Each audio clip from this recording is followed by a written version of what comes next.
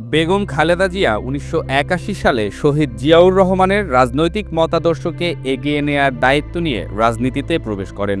দীর্ঘ সংগ্রামের পর ১৯৯১ সালের সুষ্ঠু গণতান্ত্রিক নির্বাচনে বিপুল ভোটে জয়ী হয়ে তিনি বাংলাদেশের প্রথম নারী প্রধানমন্ত্রী হিসেবে দায়িত্ব গ্রহণ করেন। তারা দীর্ঘ সংগ্রাম করে গণতন্ত্র ফিরিয়ে এনে আমাদেরকে নির্বাচিত করেছিলেন। পরবর্তী নির্বাচনে বেগম খালেদা জিয়ার নেতৃত্বে আবারও বিপুল ভোটে জয়ী হয়ে ক্ষমতায় আসে বিএনপি। প্রধানমন্ত্রী থাকাকালীন তিনি রাষ্ট্রপতি শাসন ব্যবস্থা বাতিল করে সংসদীয় গণতন্ত্র পুনঃপ্রতিষ্ঠা করেন এবং প্রাথমিক শিক্ষাকে বাধ্যতামূলক ও বিনামূল্যে ঘোষণা করে দেশের শিক্ষা ব্যবস্থায় গুরুত্বপূর্ণ সংস্কার আনেন। ৯১ সালে খুব সম্ভব জনসংখ্যা ছিল ১২-১৩ কোটির মতন ছিল। জনসংখ্যার অর্ধেক ছিল নারী।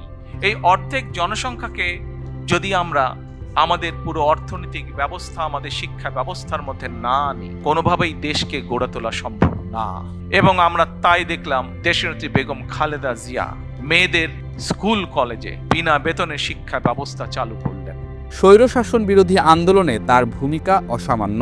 ১৯৯০ সালের গণ আন্দোলনের সময়ে তিনি আপোষহীন নেতৃত্ব প্রদর্শন করে সেনাশাসক এরশাদকে ক্ষমতাচ্যুত করতে জনগণের জোরালো সমর্থন জাগ্রত করেন।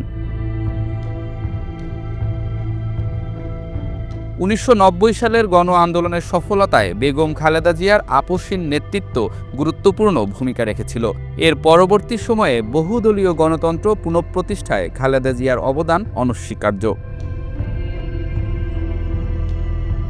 নারী শিক্ষার প্রসারে অগ্রণী ভূমিকা রেখেছিলেন বেগম খালেদা জিয়া। তিনি ১৯৯১ সালে মেয়েদের জন্য শিক্ষাবৃত্তি ও বিনামূল্যে শিক্ষার ব্যবস্থা চালু করেন।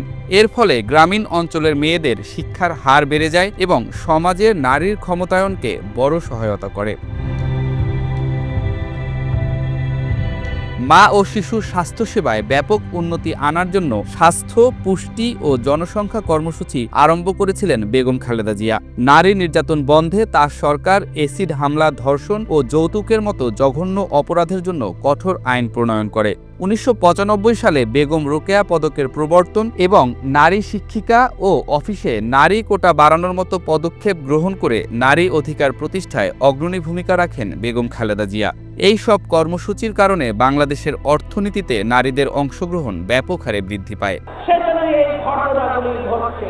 তাই আপনাদেরকে বলবো, আপনারা দেশপ্রেমী, আপনাদের দেশের কথা চিন্তা করা উচিত। দীর্ঘ রাজনৈতিক প্রতিদ্বন্দ্বিতায় তিনি কারাবন্দী বা গৃহবন্দী থাকাকালীন সময়েও কখনো আপোষহীনতা ও নৈতিক আদর্শ থেকে সরে যাননি।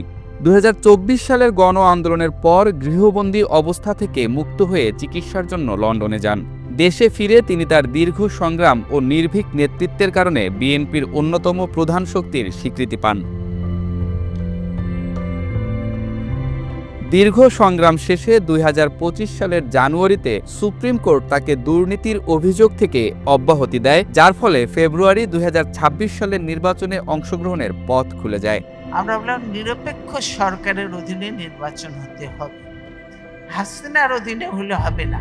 অবশেষে ২০২৫ সালের ৩০ ডিসেম্বর সকালে দীর্ঘ রোগ ভোগের পর চিকিৎসাধীন অবস্থায় চিরবিদায় নেন বেগম খালেদা জিয়া। বেগম খালেদা জিয়াকে সম্মান আর শ্রদ্ধা জানিয়ে ৩ দিনের রাষ্ট্রীয় শোক ঘোষণা এবং রাষ্ট্রীয় মর্যাদায় তাকে দাফন করার সিদ্ধান্ত নিয়েছে অন্তর্বর্তী সরকার। দেশের সব রাজনৈতিক দলের নেতৃবৃন্দ গভীর শ্রদ্ধা জানিয়েছেন। প্রধান উপদেষ্টা বলেছেন, জনগণের গণতান্ত্রিক অধিকার প্রতিষ্ঠায় তার ভূমিকা চিরস্মরণীয় হয়ে থাকবে। আজ ভোর ৬টায় আমাদের গণতন্ত্রের মা, আমাদের অভিভাবক, আমাদের জাতির অভিভাবক আমাদেরকে ছেড়ে চলে গেল। বেগম খালেদা জিয়ার ইন্তেকালে আমরা গভীরভাবে শোকাহত ও মর্মাহত। তার মৃত্যুতে জাতি এক মহান অভিভাবককে হারিয়েছে। এই গভীর শোকের মুহূর্তে আমি তার পরিবারের সদস্যবৃন্দ, রাজনৈতিক সহকর্মী এবং অগণিত কর্মী সমর্থকদের প্রতি সমগ্র জাতির পক্ষ থেকে আন্তরিক সমবেদনা জানাচ্ছি। বেগম খালেদা জিয়া ছিলেন বাংলাদেশের রাজনীতিতে এক পরম মহিমান্বিত ব্যক্তিত্ব। গণতন্ত্র, বহুদলীয় রাজনৈতিক সংস্কৃতি এবং জনগণের অধিকার প্রতিষ্ঠার সংগ্রামে তার অসামান্য ভূমিকা ইতিহাসে অম্লান হয়ে থাকবে। এবং আগামীকাল তার নামাজে জানাজার দিনে একদিনে সাধারণ ছুটি ঘোষণা করছি।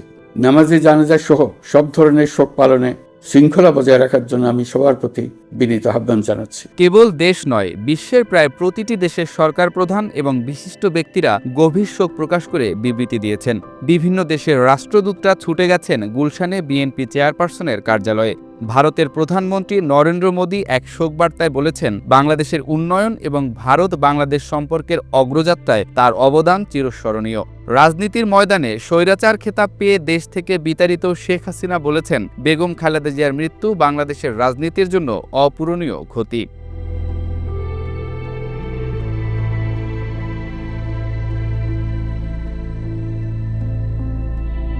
দক্ষিণ এশিয়ার রাজনীতিতেও খালেদা জিয়ার অবস্থান বেশ শক্তিশালী।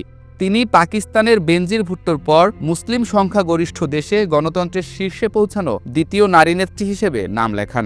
নারীদের রাজনৈতিক অধিকার ও ক্ষমতায়নে তার ভূমিকা অনন্য। গৃহবধূ থেকে দেশের শীর্ষ নেতা হিসেবে উঠে এসে তিনি নারীদের জন্য নেতৃত্বের পথ সুগম করেছেন। আমার প্রধানমন্ত্রী হওয়ার কোনো শখ নেই, আমার শুধু আছে আমি এই দেশের এই ছেলেমেয়েরা যারা নতুন ভোটার হয়েছে এবং জনগণ যারা ভোট দিতে পারে না, আগামী ভোট দিয়ে এই যে ভোটবিহীন সরকারকে তারা বিদায় করে দেশের জনগণের সরকার প্রতিষ্ঠিত হবে। দীর্ঘ অসুস্থতা এবং রাজনৈতিক চাপে থেকেও তিনি কখনো হাল ছাড়েননি, বরং ঢাকা তথা দেশের রাজনীতিকে গণতান্ত্রিক পথে এগিয়ে নেয়া সংগ্রামে অবিচল ছিলেন। সাহসী এবং আপোষহীন এই নেত্রীর অবদান বাংলাদেশের ইতিহাসে চিরস্মরণীয় হয়ে থাকবে।